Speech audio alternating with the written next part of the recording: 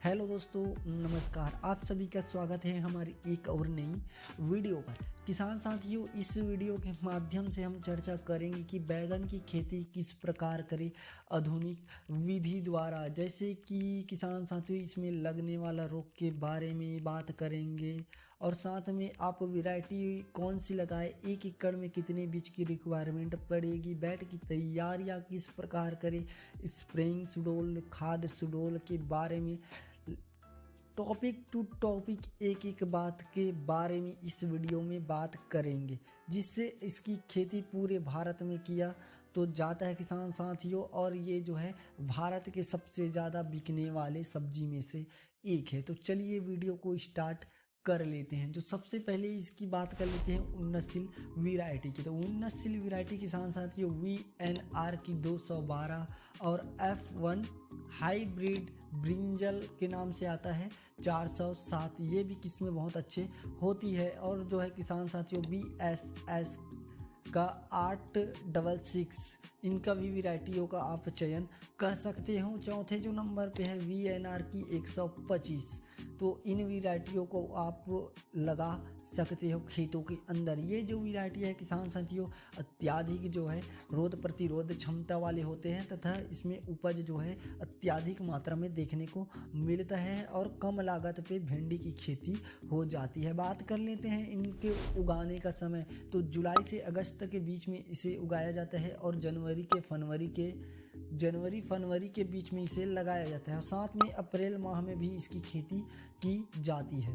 वैसे तो भारत के ये सभी मौसम के हिसाब से, सभी एरिया के हिसाब से इसमें खेती की जा सकती है सभी मौसम में। बात कर लेते हैं इसकी मिट्टी, जलवायु, pH मान, तापमान की।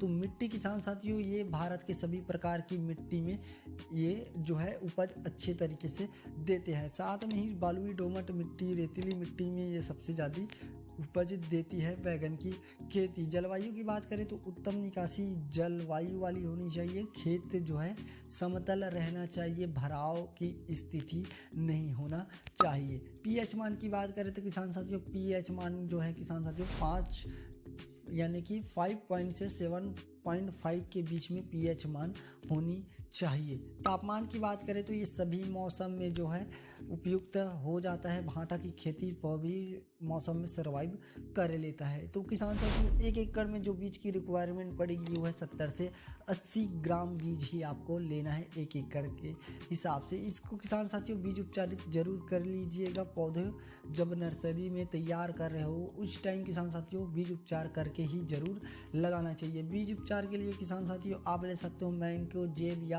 साफ फंगीसाइड या बाविस्टिन की आप उपयोग कर सकते हो फंगीसाइड के लिए किसान साथियों, यानी कि बीज उपचार के लिए। खेत की तैयारी कैसे करें किसान साथियों? तो जो खेत की तैयारी है किसान साथियों आपको ले लेना है एक ट्रैक्टर की मदद से। जो मिट्टी पलटने वाला हल आता है उससे आप मिट्टी को एक बार जरूर पलट दीजिएगा। इसके बाद किसान साथियों आप मिट्टी पलटने के टाइम जब पहली या दूसरी जुताई हो जाती है उस टाइम किसान साथियों हमें कुछ उर्वरक खाद की ज़रूरत पड़ती है, जैसे कि 50 किलोग्राम यूरिया, 50 किलोग्राम DAP और 20 किलोग्राम पोटास। और साथ में आपको ले लेना है गोबर खाद 2 से 3 ट्रॉली। और जैसे 50 किलो आप यूरिया लेते हो किसान साथियों तो उसको 1/3 हिस्से करके आपको डालना है खेतों के अंदर में। तो ये तो हो गई खेत की तैयारी किस प्रकार करें। अच्छे से जो है पाटा लगाकर मिट्टी को भुरभुरा करके बेड की तैयारियां स्टार्ट कर देनी चाहिए।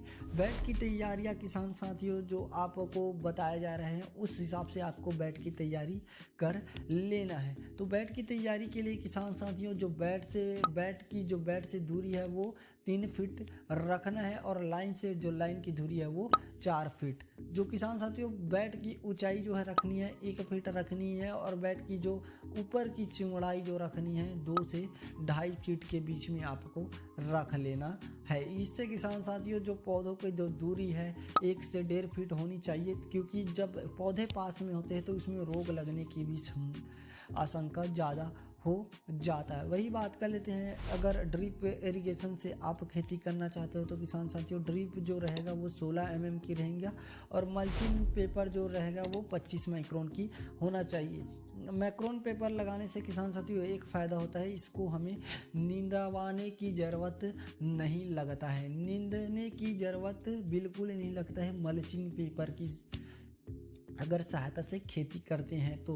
वही मल्चिंग पेपर की बात करें तो कम से कम ये 25 से 3000 के बीच में 1 एकड़ के लिए मल्चिंग पेपर अवेलेबल हो जाते हैं, जो कि आप जैसे कि मजदूर द्वारा आप खरपतवार नियंत्रण करोगे तो आपको उससे ज़्यादा जो है पैसा खर्च हो जाता है। तो मल्चिंग पेपर का उपयोग ज़रूर कीजिएगा। वही बात कर लेते हैं इसमें लगने वाले रोग के बारे में।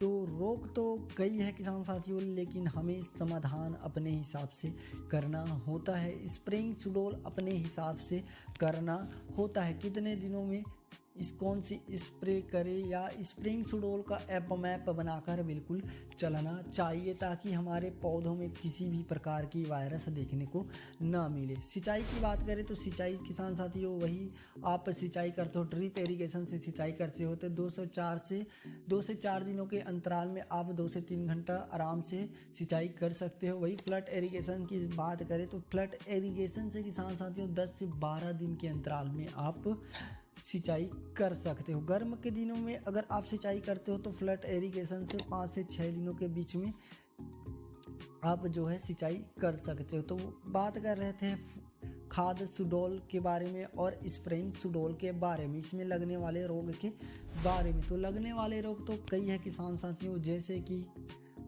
मंद्रगलन रोग, तना छेदक, सफ़ेद मक्खी और फल छेदक, पत्ती धब्बा रोग, इन जैसे बहुत से जो है इसमें रोग दिखाई देते हैं, लक्षण भी इसमें दिखाई देते हैं। तो इसके लिए किसान साथियों हमें प्रॉपर एक माइंड बनाकर चलना चाहिए, जिससे कि हमें टाइम टाइम पर स्प्रे करना चाहिए। जैसे कि आपको वीडियो में बताया जा रहा है उस प्रकार से भी आप इसमें स्प्रेइंग सुडोल चला सकते हो। पहला जो स्प्रे है किसान साथियों वो है 20 से 25 दिनों में आप ले सकते हो सिजेंटा का एकतारा 10 ग्राम और बायर कंपनी का एंथ्राकोल 40 ग्राम 15 लीटर पानी के दर से हम सभी को साझा करेंगे। तो पहला स्प्रे आप इस प्रकार कर सकते हो। जो दूसरा स्प्रे है किसान साथियों वो है 30 से 40 दिन के बीच में आप इस स्प्रे कर सकते हो, जैसे कि सिजेंटा कंपनी का प्रोक्लेम और रोको फंगीसाइड 40 ग्राम और सिजेंटा कंपनी का प्रोक्लेम 10 ग्राम आपको ले लेना है 15 लीटर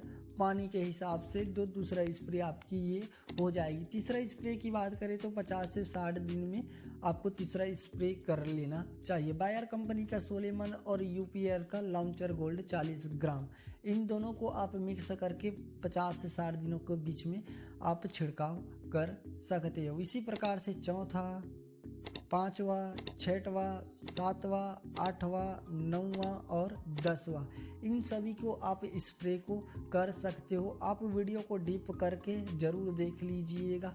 अगर इन सभी का आप उपयोग करते हो किसान साथियों तो आपको किसी भी प्रकार की आपके फसल में रोग या कीट देखने को नहीं मिलेगा और पैदावार भी अत्यधिक मात्रा में लगेगा। तो ये तो रही स्प्रेइंग सुडोल के बारे में। और किसान साथियों अब बात कर लेते हैं इसमें खाद शेड्यूल यानी कि फर्टिलाइजेशन के बारे में। तो फर्टिलाइजेशन के समय हमें कौन कौन सी खाद देना चाहिए, पौधों को ग्रो के लिए कौन कौन सी खाद देना चाहिए। तो पहला खाद जो हमें देना चाहिए किसान साथियों वो 35 से 40 दिनों में माइक्रो न्यूट्रिएंट 5 किलोग्राम, साथ में 20 किलोग्राम आपको यूरिया ले लेना है। ये 45 से 40 दिनों के बीच में प्रति एकड़ ले लेना है। कम से कम आप इसे जड़ों के 4 इंच दूर डालकर सिंचाई कर देना है किसान साथियों।